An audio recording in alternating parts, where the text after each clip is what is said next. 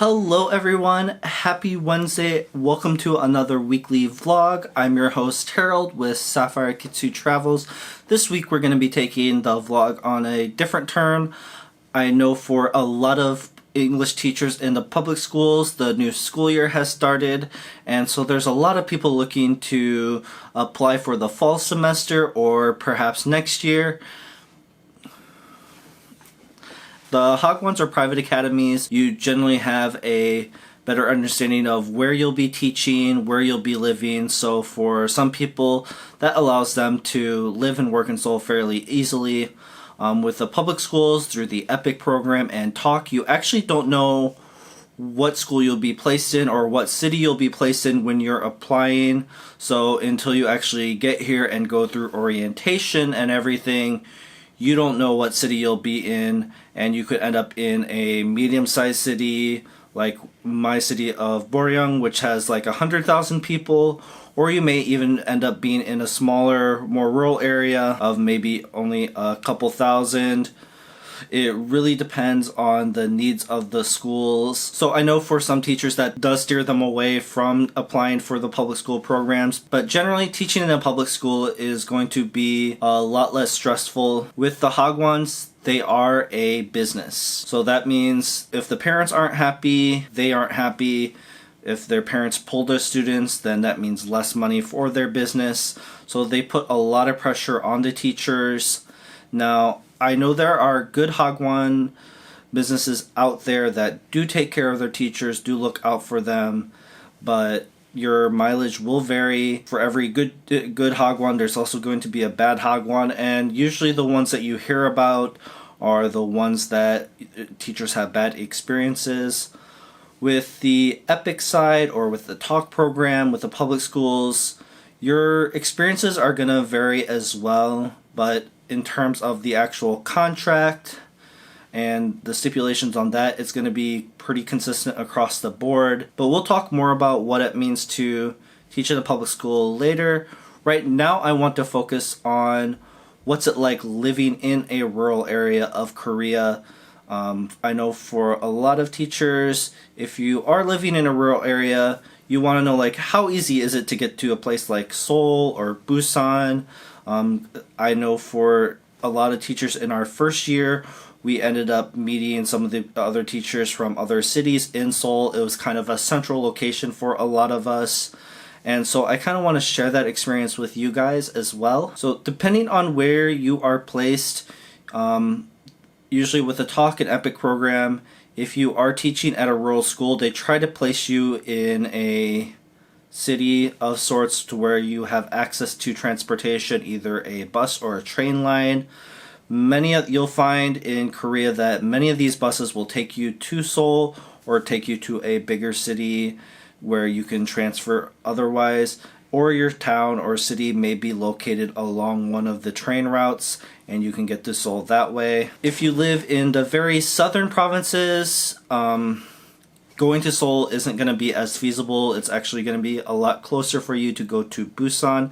And for some people, they really love Busan a lot more than Seoul. Let's talk about costs, because if you are going to travel to Seoul on the weekend, you're going to need your transportation to get up there. You're going to need a place to stay. You're going to need food. If you're going to be shopping or something like that, you're going to need money for that. So that's all going to come out of your monthly allowance from your school. First, let's talk about the transportation. How are you going to get to Seoul? On the train side, they have 3 different types of trains for the most part. There's some other options available as well, but the fastest option if you are along one of the routes is the KTX or the high-speed train. That's going to be your fastest, but also the most expensive way of traveling. Going from Seoul to Busan can cost you upwards of 50,000 won or around $50 US.